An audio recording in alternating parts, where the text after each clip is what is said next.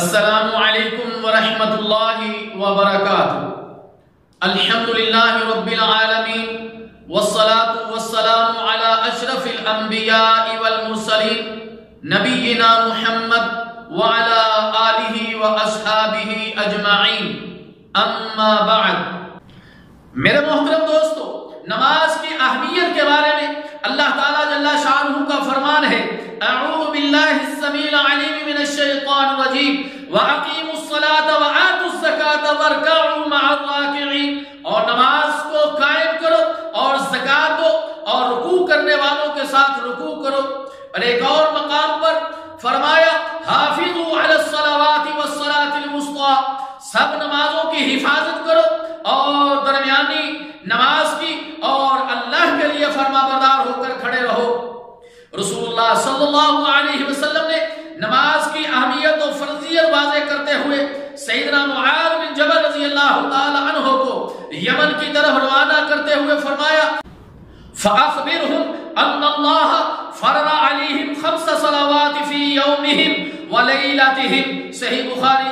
تو انہیں بتانا کہ اللہ تعالیٰ نے ان پر ایک دن اور ایک رات میں 5 نمازیں فرض کی ہیں، اور پیارے نبی صلی اللہ علیہ وسلم نے ارشاد فرمایا رأس الامر الاسلام وعمودہ الصلاة وذروة سنامہ الجہاد۔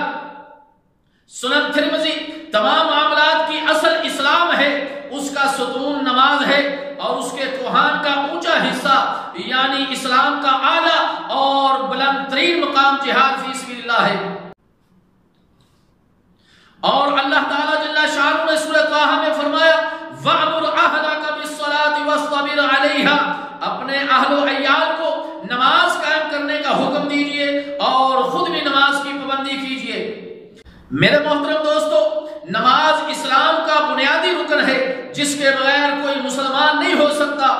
اللہ کے رسول صلی اللہ علیہ وسلم نے فرمایا بنی الاسلام علی 5 شہادت اللہ الہ الا اللہ وان محمد رسول اللہ وإقام الصلاة وإیتاء الزکاة والحج وصوم رمضان، صحیح بخاری۔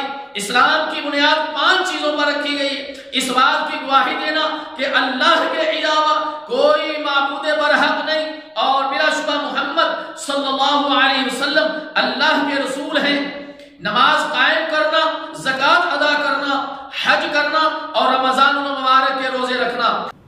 میرے محترم دوستو، پیارے نبی صلی اللہ علیہ وسلم نے ارشاد فرمایا اللہ تعالیٰ نے 5 نمازیں فرض کی ہیں، جس نے ان کے لیے اچھی طرح وضو کیا اور انہیں بر وقت ادا کرتا رہا، مکمل رکوع اور پورے خشوع سے نمازیں ادا کی، تو اس کے لیے اللہ کا عہد ہے کہ اللہ اسے ضرور بخشے گا، اور جس نے یہ کام نہ کیا اس کے لیے اللہ تعالیٰ کا کوئی عہد نہیں، چاہے معاف کر دے اور چاہے اسے عذاب دے۔